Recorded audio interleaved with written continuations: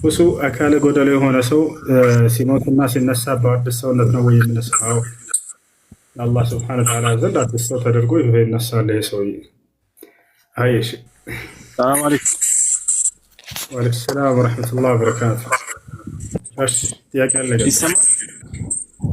ይሰማል። 2 ዓመት ከሚስቴ ጋር አብረን ቆይተን ነበር። እሺ ከዛ የሆነ አለመግባባት ተፈጥሮ እኔ ደግሞ 3 ጊዜ ፈትሼሻለሁ፣ 1 ፈትሼሻለሁ፣ 2 ፈትሼሻለሁ፣ 3 ብያት ነበር።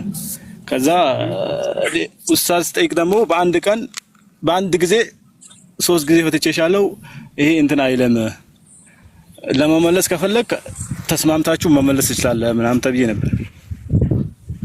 ኦኬ። በዚህ ጉዳይ በዑለሞች መካከል ሁለት ሀሳብ አለ፣ ኺላፍ አለው። ነገር ግን ትክክለኛ አቋም አንድ ሰው የፍቺ ቃላቶችን አለያይቶ ከተናገረ ሶስቱም ይወርዳል። ለምሳሌ ፈትቼሻለሁ፣ አሁንም ፈትቼሻለሁ፣ አሁንም ፈትቼሻለሁ ካለ ሶስቱንም ፍች አስቦ እያወረደ ነው። ስለዚህ ሶስቱም ይወርዳል። ነገር ግን በአንድ ቃል 3 ጊዜ ፈትቼሻለሁ ቢል ኖሮ ይህ አንድ ኒካህ ብቻ ነው የሚያወርደው ብለዋል ሸይኹ ልእስላም ኢብኑ ተይሚያ ረሒመሁላህ ተዓላ። ልክ እንዲሁ ደግሞ ሼክ አብዱልዓዚዝ ብን ባዝ እነዚህ ታላቅ ዑለሞች እንደሱ ተናግረዋል። ስለዚህ አንተ አለያይተህ ከሆነ የተናገርከው ፈትቼሻለሁ ከሆነ ያልከው 3 ጊዜ ነው። አብረን መቀጠል አንችልም ማለት ነው? ያው አይቻልም። በዚህ መሰረት ከሆነ የፈታ ሹክራን። እሺ የገባ ሰው ጥያቄ ይጠይቅ። ሰላም አለይኩም ወራህመቱላሂ ወበረካቱ። ሰላም ወራህመቱላሂ ወበረካቱ። ና እሱ ጥያቄ ያለኝ ሱረት ጀምዕ አርጎ ሰላት መስገድ ምንም ፍራቻ በሌለበት ወይ ሰፈር ሳይሆን ሐዲስ አለ ረሱል ሰለላሁ ዐለይሂ ወሰለም እንደዛ ያደረጉት ሲሉ ሰማሁት። ሐዲሱን ግን አላወቅኩትምና ይሄን ብታብራራለን። እሺ ብዙ ሰው የሚያውቀው ሶላቱል ጀምዕና ቀስር አድርጎ መስገድ የሚፈቀደው ለሙሳፊር እና ለኸውፍ በፍራቻ ላይ ላለ ሰው ብቻ ይመስለዋል። ነገር ግን በሌላ ቦታ ላይ የተጠቀሰው ሐዲስ ነቢያችን ሰለላሁ ዐለይሂ ወሰለም ያለ እነዚህ ምክንያቶች ሶላትን ቀስርና ጀምዕ አድርገው ሰግደዋል የሚል ነው። ያለ እነዚህ ምክንያቶች ተባለ እንጂ እንዳው ያለ ምንም ምክንያት በተቀሉ እንደፈለጉ ዝም ብለው ጀምዕ አድርገው ሰግደዋል ማለት አይደለም። ነገር ግን ምክንያቱ ምንድን ነው ብለው ሊቃውንቶች ዑለሞች ሲናገሩ ካነ ቢልመርድ በህመም ምክንያት ተናግረዋል። ስለዚህ አንድ ሰው ከታመመ ዳግም ተነስቶ ያን ሶላት መስገድ የማይችልበት ሁኔታ ላይ ከሆነ ያለው ከህመሙ ብርታት የተነሳ በዚያው እንቅልፍ ወስዶት በህመሙ ምክንያት ሊያልፈው የሚችልበት ቅጽበት ላይ ከሆነ ችግር የለውም። በህመም ምክንያትም ቀስርና ጀምዕ ማድረግ እንደሚቻል የተገለጸበት የሆነ ሐዲስ ነው ብላ ገባሽ? አዎ ትክክል ገብቶኛል። ሌላ እዚህ ዌስት ኖርዌይ ሻው በጣም ይዘገያል እና መቅሪብ ጋር አርገቡ መስገድ ይቻላል ይላሉ አንዳንዶቹ። ነው ድምፅሽ ይቆራረጣል። አይሰማም? አሁን ይሰማል። በይ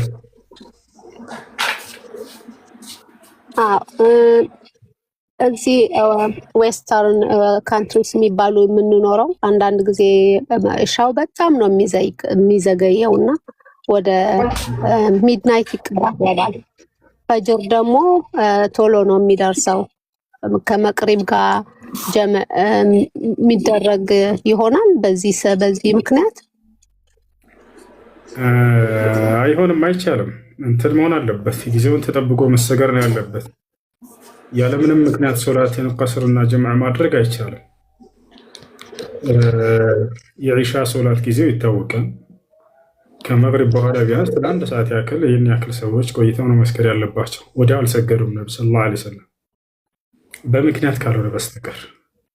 አንደኛ ሙሳፊር ለሆነ ሰው፣ ሁለተኛ ኸውፍ ላይ ፍርሃት ላይ ላለ ሰው፣ ሶስተኛ በህመም ምክንያት ላለ ሰው፣ አራተኛ ለምሳሌ ኃይለኛ ዝናብ ጣለ መግሪብን እየሰገዳቸው የዛኔ ሰዎች ወደ ቤታቸው ሄደው በሚመለሱ ጊዜ ጭቃ በጭቃ ሆነው እንዳይመለሱ ሶላት መንገድ ላይ ያዛ እንዳይሆኑ የዛኔ ጀምዕ ቢያደርግላቸው ሶላትን ችግር የለውም። ነቢያችን ሰለላሁ ዐለይሂ ወሰለም እንደዚህ አድርገዋል። ያለምንም ምክንያት ግን ምንም ነገር ሳይሆን ዝም ብሎ ጀምዕ እያደረገ ሶላትን ከሶላት ጋር መስገድ هذا من البدع الذي أحدثته الرافضة الشيعة. هاي جزاك الله خير. وإياكم. جزاك الله خير.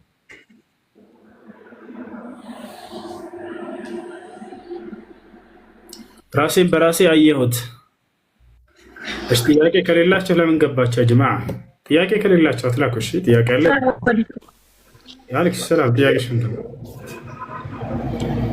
አንደኛ መላእክቶች ይሞታሉ አይሞቱም ነው? ይሞታሉ። ቃለ ሱብሓነሁ ወተዓላ ፊ አኺር ሱረት الزمر ونفخ في الصور فصعق من في السماوات ومن في الأرض إلا من شاء الله ثم نفخ فيه أخرى فإذا هم قيام ينظرون. الله سبحانه وتعالى ሲናገር عندما يترقوا لماذا تربشوننا يا جماعة؟ نقرناكم ولكن لا تسمعون التنقير. ليش؟ قال شيخنا وأستاذنا جمال الدين حفظ الله تعالى ورعاه من لم يفهم بالإشارة فهو دنقر. على ذلك فكل من دخل معنا في الكيست هنا لا يربشنا. بارك الله فيك. أمرنا بعربي أتكشم إلى أشهر. እሺ አንደ ቤት አትረብሽ እና ጅማ በሙሉ እየነገርናቸው ራሱ በቃ እሺ ቤት አድርጉት። እሺ አንዴ ትንሽ ኩሽታ ድምፅ ከሰማችሁ ነዝሉሁም ተحت بسرعه يا جماعه። እሺ ለማንኛውም መላእክቶች ይሞታሉ ነው ወይ? አዎ ይሞታሉ። አላህ Subhanahu Wa Ta'ala በቁርአን ላይ ሲናገር ونفخ في الصور فصعق من في السماوات ومن في الأرض ይላል። በመለከቱም ላይ ተነፋ ይላል። መለከቱ ላይ የሚነፋው ማን ነው? ኢስራፊል ነው። ለምንድን ነው የሚነፋው? ይህች ዓለም ትፈጸም ዘንድ ዳግም ትንሣኤ ይሆን ዘንድ 2 ጊዜ ይነፋል። ስለዚህ በመለከቱ ላይ በሚነፋ ጊዜ በሰማያትና በምድር ያለ ፍጥረት ሁሉ ከድንጋጤ የተነሳ ይሞታሉ አለ። በሰማያትና በምድር ያሉ ይሞታሉ ሲል ጊዜ በሰማይ ምን አሉ ከተባለ መላእክቶች ገብተዋል። ወመን ዒንደሁ ላ የስተክብሩነ ዐን ዒባደቲሂ ወላ የስተክቢሩን ይላል። በሰማይ እንደሚኖር አላህ ሱብሓነሁ ወተዓላ ተናግሯል። ስለዚህ እነርሱ ይሞታሉ። ግን አሁን እየሞቱ ነው ወይ? ልክ እንደኛ መላእክቶች አሁን እየሞቱ አይደለም። በአንድ ነው የዘመኑ ፍጻሜ ሲደርስ እነርሱም የሚሞቱት። አላህ ስብሐነሁ ወተዓላ ኩሉ መን ዐለይሃ ፋን ወየብቃ ወጅሁ ረቢከ ዙል ጀላሊ ወልኢክራም እንዳለው በሱረቱ ረሕማን ላይ በሰማይና በምድር ያለው ሁሉ ጠፊ ነው፣ የክብርና የልቅና ባለቤት የሆንኩት እኔ ጌታ አላህ ብቻ ስቀር እያለ ይናገራል። እርሱ ብቻ ስቀር። ስለዚህ በሰማይ በምድር ያለ ሲል ጊዜ በሰማይ ውስጥ ያሉት መላእክቶች ይሞታሉ። ግን አሁን ላይ የሞቱ እየተዋለዱ ምናምን አይደሉም። አንዴ ተፈጥረዋል። እንደኛ የሚዋለዱ የሚራቡ አይደሉም። ገብታችኋል? ወንድ ሴት ተብለው የሚገለጹም አይደሉም። የመራባት ባህሪ ያለው ነውና ይህ ባህሪ የሚገለጽበት ገብታችኋል? ነገር ግን እነርሱ ምንድናቸው ከተባለ የሚራቡ አይደሉም። አንዴ የተፈጠሩ ናቸው።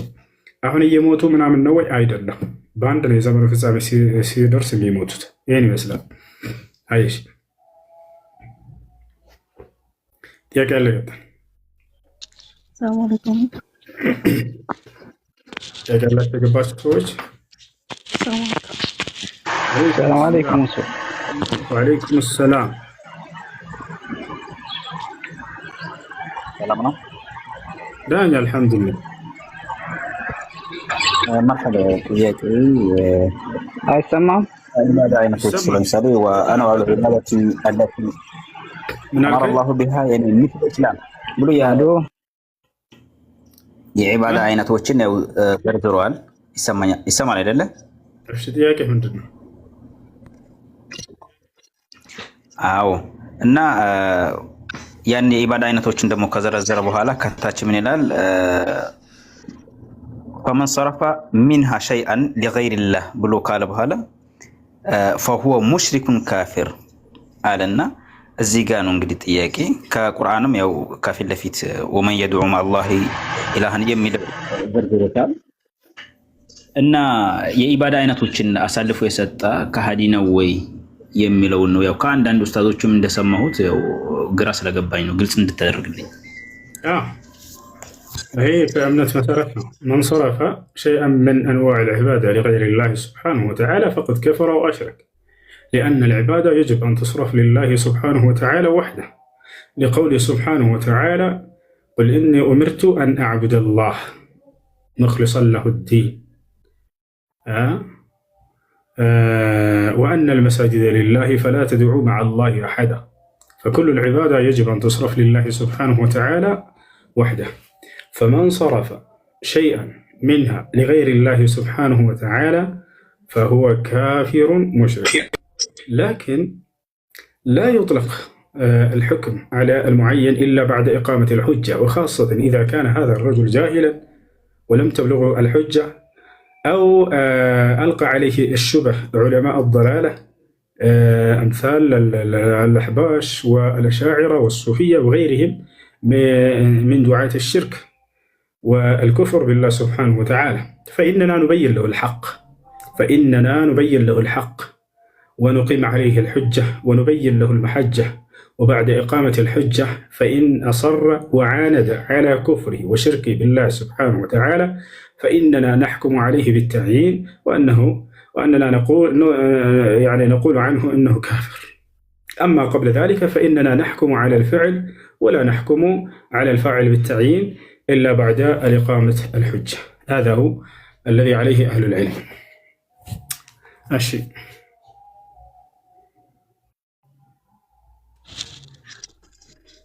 السلام عليكم.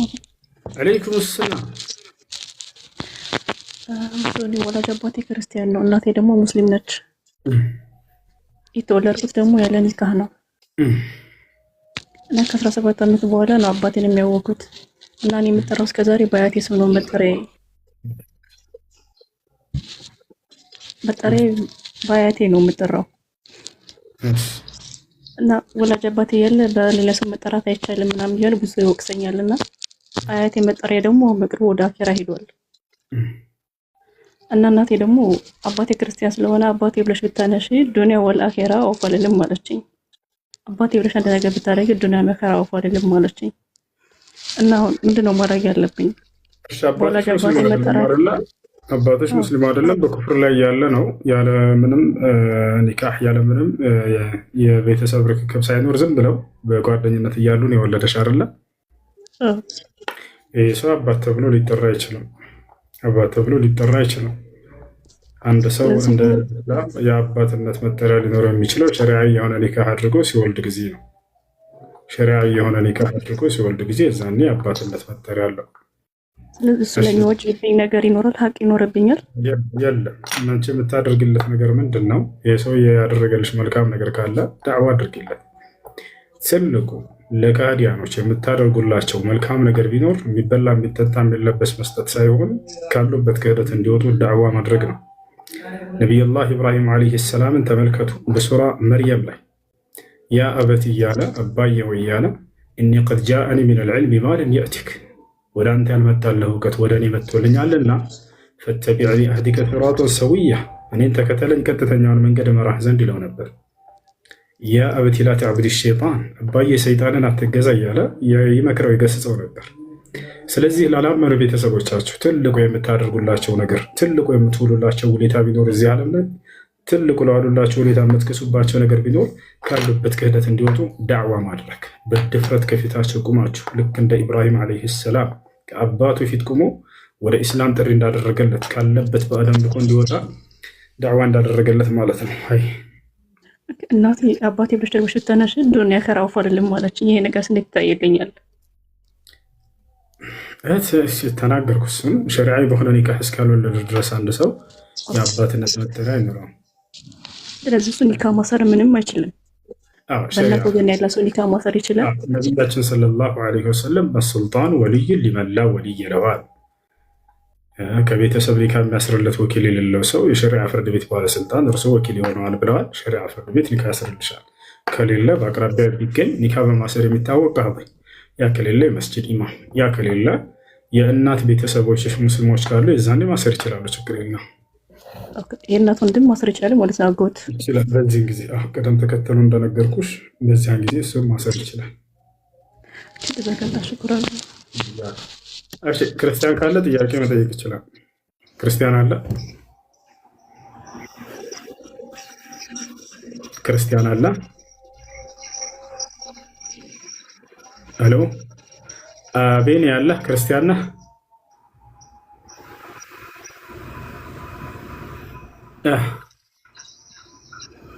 እሺ ጉራጌ ከላይ ወይንም አቤኒ ጥያቄ ያላቸው ክርስቲያኖች መጠየቅ ትችላላችሁ።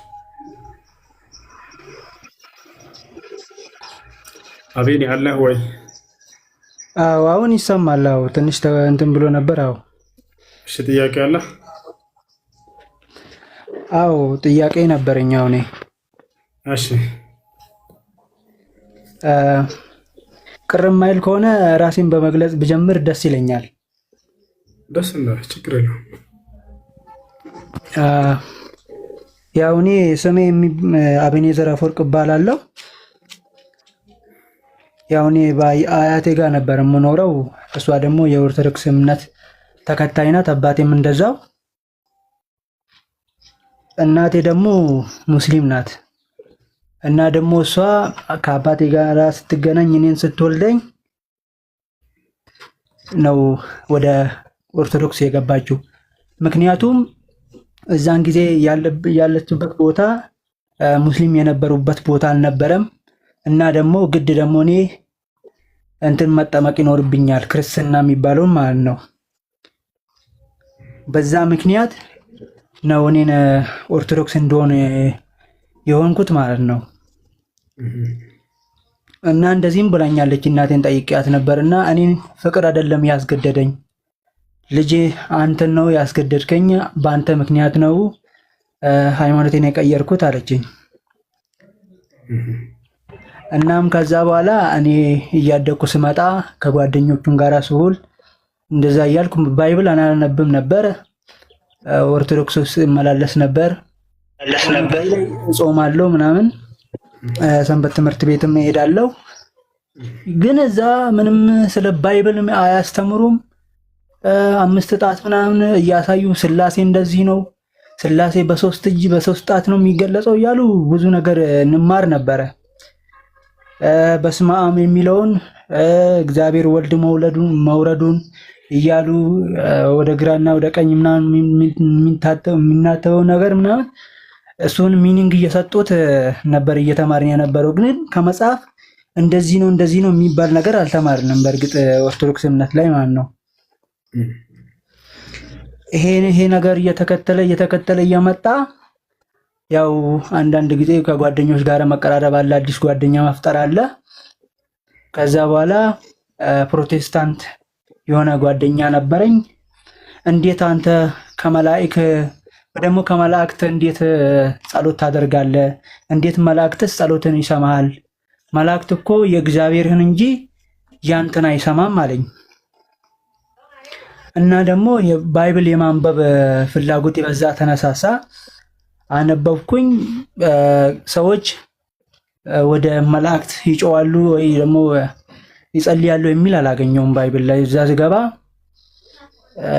ያን ነገር አገኘው። ሰንበት ትምህርት ቤት ደግሞ ሰነፍ ነበርኩኝ። በመሀል ደፍተር ይዤ ምናምን አልሄድም።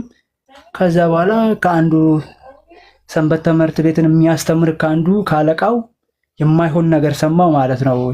የማይሆን ነገር ካፉ ቃል ሲወጣ የማይሆን ነገር ሲወጣ በዛው ቀረሁኝ። ወደ 6 ዓመት ምናምን ገደማ ቤተክርስቲያን ሰንበት ትምህርት ቤት የሚባል ነገር አልሄድኩም። ባህል ብቻ ሲኖር ብቻ ዝም ብዬ ከጓደኞቼ ጋር ነበር የሚሄደው። እና እንደዛ ነበረ የኦርቶዶክስ እያለሁ እንደዛ ነበር ያሳለፍኩት። ከዛ ባይብል እያነበብኩ ሄድኩኝ።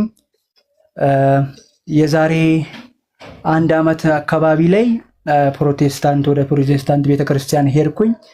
እዛ አስተምሮዎችን እሰማ ጀመረ።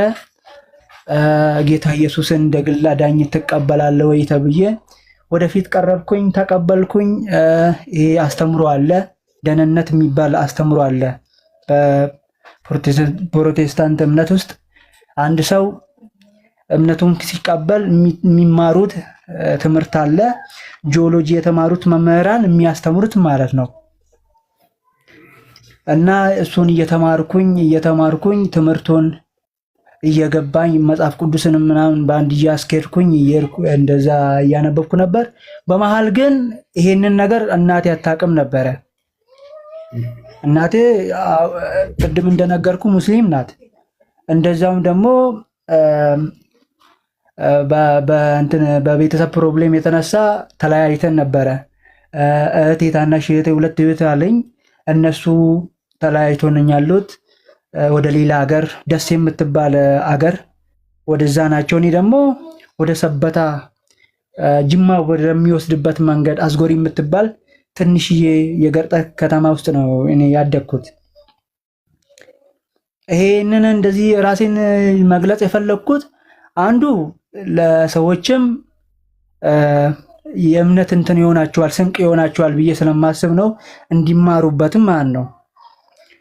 እና እንደዛ የሆነ እኔ ደግሞ አንዳንዴ ወደዚህ ወደ ደሴ እመጣ ነበር፣ እህቶችን ለማየት ቤተሰብን ለማየት እመጣ ነበር። እና የዛሬ 1 ዓመት በፊት ማዘር ሰማች። ከ2 ሳምንት አይ ቲንክ ወደ 3 ሳምንት ምናምን ሲሆን ነው የሰማችው ማዘር። አባቴ እንደ ዛሬ እንዳመንኩኝ እንደ ነገ ስልኬን ተቀብሎኝ ነበር። ሲያይ ባይብል ሞልቶት የፕሮቴስታንት መዝሙር ሞልቶት አገኘኝ። ከዛ በኋላ ሰደበኝ። እንደዚህ እንዴት ታደርጋለህ አንተ? እንደውም እኮ እንደዚህ ማድረግ አልነበረብህም። እንዴት ነው ዘርህን እንደዚህ የምታደርገው? ወይስ እህቶችን አታይም ወይ? በእህቶችን ጎን እንኳን አትሆንም? ቤተሰብ አንድ እምነት ሲቀበል ነው የሚያምረው አለ።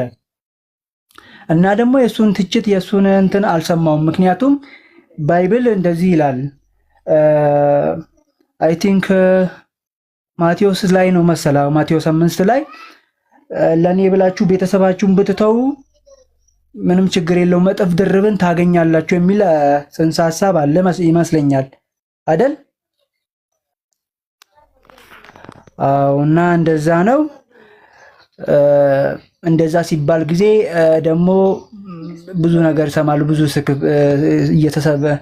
እየተሰበከ እያስተማሩን ባለ ቁጥር እኔም ነገሩ እየገባኝ እንትን እያልኩኝ ጥያቄ የሚፈጠርብኝም ነገር እየኖረ ራሱ አይ ይሄ መንፈስ ቅዱስ ካላዘዘ መንፈስ ቅዱስን ካለመንክ የሚገለጥልህ ነገር አይደለም። ባይብልን በደንብ አንብብ፣ ባይብልን ስታነብ ደግሞ ጸልይ፣ መንፈስ ቅዱስ ይገልጥላል የሚባል አስተምሮ ስላለ በዛ ምክንያት ጥያቄን በውስጤ ይዤ ዝም አልኩኝ ማለት ነው።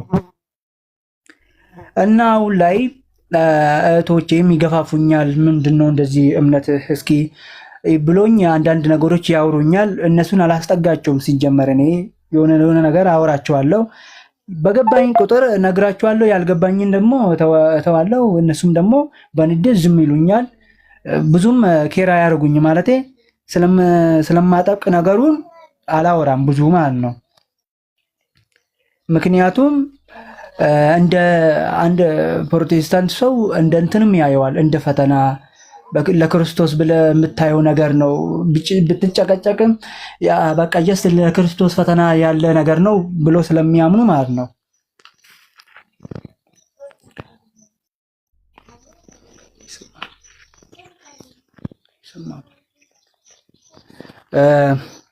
እሺ አቤኔ ወደ መጨረሻው ሐሳብ ግባለን። እሺ እናሳጥር። እሺ እና ቁርአንን እንዳነብ እንትን እያሉኝ ነበርና እናቴም ቁርአን እንድገዛ እንዳነብ በዛ ውስጥ ደግሞ ጥያቄን ታገኛለህ፣ ለጥያቄ ሁሉ ነገር እዛ ውስጥ ይገኛል፣ አንብብ ብላ መከረችኝ። ያው ደግሞ ልጅ ስትሆን ደግሞ የእናትን ምክር መስማት ግድ ይላል እና እያነበብኩኝ ከቁርአን ውስጥ አንዳንድ ነገሮች ያልገቡኝ ነገሮች ስላሉ በዛ ቁርአን ክፍል ላይ እኔ ያልገባኝን እናንተ ስለምታውቁት እምነት ውስጥ እንትላላችሁ በሱ ነገር ላይ እንትን እንድትሉልኝ ነበረ። ችግር የለውም። እሺ ከገባህ መካከል አንብበው ያልተረዳኸው ካለ ጠይቀኛል። ብቸኛ አንድ አላህ ብቻ እንዳለ ነው የሚነገረውና አላህ ራሱን እኔ ብሎ አይጠራም። ለምንድን ነው እኛ ብሎ የሚጣራው? ደግሞ እሱን ነው አንዱ ጥያቄ። አንዳንዱን ላስረዳ፣ እሱን ልጨርስና ወደ ቀጣይ ትሄዳለህ። አላህ ስብሐነሁ ወተዓላ እኔ ብሎ ራሱን አይጠራም ያልከው ምናልባት ሙሉ ቁርአንን ስላላነበብኩ ይሆናል። አሁን አውጥቼ ላሳየህ። አላህ ራሱን እኔ እያለ ብዙ ቦታ ላይ ይጠራል። ያው እና ቁጥር 14 ላይ ይታያል። ቁጥር 14 ላይ ምን ይላል? እኔ አላህ እኔ ነኝ፣ ያለ እኔ አምላክ የለም፣ ተገዛኝ፣ ሶላትን በእርሷ እኔን ለማውሳት ስገድ ይላል። እኔ ያለ አላህ ስብሐነሁ ወተዓላ ራሱን በነጠላ በርካታ ቦታ ላይ ይጠራል። እና ብዙ ቦታ ላይ አላህ ስብሐነ ወተዓላ ልክ በዚህ መሰረት እኔ እያለ ራሱን በነጠላ ይጠራል። እኛ የሚለው ታዲያ ለምንድን ነው ብለን ስንሄድ ጊዜ እኛ የሚለው ቃል ለሁለት ዓላማ ይውላል። አንደኛ የብዜትኛነት አለ፣ ሁለተኛ የግነተኛነት አለ። ይህን ማስረጃ ወጥቼ አሳያቸዋለሁ። እንደ አረበኛ ቋንቋ እኛ የሚለው ቃል ለሁለት ዓላማ ይውላል። የብዜትኛነት አለ፣ የግነተኛነት አለ። የብዜትኛነት ማለት ብዙ አካሎች ሆኖ አንድን ስራ ሰርተው ሳሉ ከመካከላቸው ያን ስራ በሚያቀርብ ጊዜ የሚጠቀመው ቃል ነው። እኛ እንዲህ ሰርተን ይላል። ለምሳሌ የክላሱ ተማሪዎች 50 ተማሪዎች ናቸው እንበል። 10 ተማሪዎች ናችሁ የቤት ስራ ስሩ ብሎ መምህሩ ሰጣቸው። ሰርተው መጡ። ከዚያም ከመካከላቸው ከ10ዎቹ አንዳቸው ያን ስራ ወጥቶ መድረክ ላይ ለማቅረብ በሚሄድ ጊዜ እኛ የሰራነው አሳይመንት ይላል። አሁን በዚህ ጊዜ እኛ ሲል ጊዜ የብዜትኛነት ማለት ይሄ ነው። ብዙ አካሎች ሆኖ አንድን ስራ ሰርተው ሳሉ ከመካከላቸው አንዳቸው ያን ስራ ወጥቶ በሚገልጽ ጊዜ እኛ የሰራነው ስራ ብሎ ይናገራል። ይሄኛው የብዜትኛነት ይባላል። ሁለተኛው እኛነት ደግሞ ብዙ ሰው ያላወቀው የግነት ወይንም የልቅና የክብር እኛነት የሚባለው ነው። ያ ማለት አንድ አካል ገናና ስራዎችን ሰርቶ ታላላቅ ስራዎችን ሰርቶ ራሱን የሚገልጽበት የሆነ ቃል ነው። ገብታችኋል? ብቻውን ሆኖ ሳለ ማለት ነው እኛ ብሎ ይናገራል። ይሄኛው የግነት እኛነት ይባላል። ገብታችኋል? ታዲያ አላህ ስብሐነ ወተዓላ የትኛውን አስበውበት ነው ወደሚለው ስንመጣ ጊዜ ራሱ ነው ሊነግረን የሚገባው፣ እኛ አይደለንም። አይ እሱ ይሄን ያሰበው የምንልለት ራሱን አላህ ስብሐነ ወተዓላ ስንጠይቀው ጊዜ ወደ ቁርአን ተመልሰን ስለ ራሱ የተናገረበት ቦታ ላይ ስለ ራሱ በሚናገር ጊዜ እኔ እያለ ነው የሚናገረው። ነገር ግን ስለሰራቸው ታላላቅ ተአምራቶች፣ ስለፈጠራቸው ታላላቅ ፍጥረቶች፣ ስለዋላቸው ታላላቅ ጸጋዎች በእነዚህ በሶስቱ ላይ ነው እኛ እያለ የሚናገረው። ገብቷቸዋል? ራሱን በተመለከተ ማንነቱን በተመለከተ ግን እኛ አይልም፣ በፍጹም እኔ እያለ ነው የሚናገረው። ለምሳሌ አምላክነቱን ሊነግረን ሲፈልግ እኛ ብሎ አይናገርም በፍጹም። ኢነኒ አነላህ ላኢላሃ ኢላ አነ ይላል። እኔ አላህ ነኝ ከእኔ በስተቀር ሌላ ማንም አምላክ የለም እያለ በነጠላ ነው ስለ ራሱ የሚናገረው። ያ ነው። ታዲያ አላህ ስብሐነሁ ወተዓላ ስንት እንደሆነ ነግሮናል ወይ በብዜት? እስኪ እኔ እሱንም ከተባለ ችግር የለውም ማየት እንችላለን። አላህ በቁርአን ላይ በብዜት ራሱን ሲገልጽ ምን አለ? ቁል ሁወ አላሁ አሐድ፣ በል እርሱ አላህ አንድ ብቻ ነው ይላል። ወኢላሁኩም ኢላሁ ዋሒድ፣ እኔ አምላካችሁ አላህ አንድ አምላክ ብቻ ነኝ አለ። በብዜት ስንት ነው? አንድ ብቻ ነው፣ ነጠላ ነኝ አለ። ገብቷችኋል? አላህ ስብሐነሁ ወተዓላ አንድ ብቻ ነኝ ብሎ በርካታ ቦታ ላይ ተናግሯል። እሺ ሁለት ሊሆን ይችላል ወይ ብሎ ለሚጠይቅ ሰው መልስ አለ በቁርአን ላይ። አላህ ስብሐነሁ ወተዓላ በሱረቱ ነሕል ላይ እኔ ሁለት አይደለሁም አንድ ብቻ ነኝ ብሎ ዘግቶታል። ቃለ ስብሐነሁ ወተዓላ ወላ ተተኺዙ ኢላሀይን ኢስነይን ኢነማ ሁወ ኢላሁ ዋሒድ፣ ሁለት አምላክ አድርጋችሁ አትያዙኝ እኔ አንድ አምላክ ብቻ ነኝና አለ። እሺ ሶስትስ ሊሆን ይችላል ወይ ብሎ ለሚጠይቅ ሰው ወይንም ስላሴ ሊሆን ይችላል ወይ ብሎ ለሚጠይቅም ሰው መልስ አለ። የቱ ጋር ከተባለ የመጨረሻው ገጽ ሱረቱ ኒሳ ላይ ወላ ተቁሉ ሰላሳ ኢንተሁ ኸይረን ለኩም ኢነማ አላሁ ኢላሁ ዋሒድ ይላል። ሶስት አምላክ አትበሉኝ ከዚህ ንግግራችሁ ተቆጠቡ እኔ አንድ አምላክ ብቻ ነኝና አለ። አያርላ ሁለትም አይደለሁም ማለት ሶስትም አይደለሁም ማለት። ብዙ ጊዜ ክርስቲያኖች ይሄን መጥተው ሲጠይቁ ጊዜ ስላሴን ያገኙ መስሏቸው ነው ወይንም ሶስትነቱን ያገኙ መስሏቸው ነበረ። ነገር ግን አላህ ነው ራሱ መልስ ያደረገላቸው። እኔ ሶስት አይደለሁም ብሎ ዘግቶታል። በቃ አንድ ብቻ ነኝ ያለ። ከዚህ ንግግር እንዳውም ትቆጠቡ ከሆነ ተቆጠቡ አለ። ገብታችኋል? ከዚህ ንግግር ባይቆጠቡ ከሆነ አምላክን አንዱን አምላክ ሶስት ካላደረገን ከማለት የማይቆጠቡ ከሆነ ገሃነም እንደሚጠብቃቸው አላህ ስብሐነሁ ወተዓላ በሱረቱል ማኢዳ ላይ ተናገረ። ቃለ ስብሐነሁ ወተዓላ ለቀድ ከፈረ አለዚነ ቃሉ ኢነላሀ ሳሊሱ ሰላሳ ወማ ሚን ኢላሂን ኢላ ኢላሁ ዋሒድ ወኢን ለም የንተሁ ዐማ የቁሉነ ለየመሰነ አለዚነ ከፈሩ ሚንሁም ዐዛቡን አሊም አፈላ የቱቡነ ኢለላሂ ወየስተግፊሩነሁ ወላሁ ገፉሩን ረሒም አለ። ምን አለ አላህ ስብሐነሁ ወተዓላ? ለቀድ ከፈረ አለዚነ ቃሉ ኢነላሀ ሳሊሱ ሰላሳ፣ ያ አንዱ አምላክ አላህ ሶስተኛ ነው ያለ ሰው በእርግጥም ካደ አለ። እያችሁ አምላክ አንዱን አምላክ ሶስት ነው ያሉ ሰዎች ክደዋል አለ። ኢነላሀ ሳሊሱ ሰላሳ ወማ ሚን ኢላሂን ኢላ ኢላሁ ዋሒድ አለ። ከአምላክም አንድ አምላክ ብቻ እንጂ ሌላ የለም አለ። በቃ ዘጋ። ሶስት የሚለውን ተውት። ወኢን ለም የንተሁ ዐማ የቁሉን፣ ከዚህ ከሚናገሩት ንግግር የማይቆጠቡ ከሆነ ግን አንዱን አምላክ ሶስት ከማለት የማይቆጠቡ ከሆነ ለየመሰነ አለዚነ ከፈሩ ሚንሁም ዐዛቡን አሊም፣ እነዚያን የካዱትን አሳማሚ የሆነው የገሃነም ቅጣት ይነካቸዋል። አፈላ የቱቡነ ኢለላህ፣ ወደ አላህ አይመለሱምን? ንስሐ ያደርጉምን ከዚህ አመለካከታቸው? ወየስተግፊሩነ፣ ምህረትን አይማጸኑትምን? መሐሪ ሆነ አዛኝ አምላክ ነውና ምንም እንኳን ቢክዱትም አያቸው አይደለ ወደ ምህረቱ ጠራቸው እንደገና። ያ ሰላም! እንደዚያ በእርሱ ላይ ዋሽተው እንደዛ በእርሱ ላይ ቀጥፈው አንዱን አምላክ ሶስት ካላደረገም ብለው እዚህ ታላቅ ገሃነም ውስጥ የሚከታቸው ክህደት ውስጥ ሆነው ነገር ግን እርሱ ወዳድ የሆነ አምላክ ነው። አላህ ሱብሓነሁ ወተዓላ ባሪያዎቹን ወደ ውዴታው ጠራቸው፣ ወደ ንስሐው ጠራቸው፣ ወደ ምህረቱ ጠራቸው። አፈላ የቱቡነ ኢለላህ ለመሆኑ ወደ እኔ ወደ አላህ ንስሐ ያደርጉምን? ወየስተግፊሩነሁ ምህረትን አይማጸኑኝምን? ወላሁ ገፉሩ ረሒም እኔ መሐሪና አዛኝ የሆንኩን አምላካቸው አላህ ነኝ እያለ ይናገራል ማለት ነው። ስለዚህ አላህ ሱብሓነሁ ወተዓላ ብቸኛ ነው። ከእርሱ ውጭ ሌላ ማንም አምላክ የለም። ሁለትም አይደለም ሶስትም አይደለም። በነጠላ ለምን አይናገርም ለሚሉ ሰዎች እኔ እያለ በነጠላ በርካታ ቦታ ላይ አላህ ሱብሓነሁ ወተዓላ ተናግሯል። አቤል የተመለሰልህ? አዎ ተመልሶልኛል ይሄ ጥያቄ።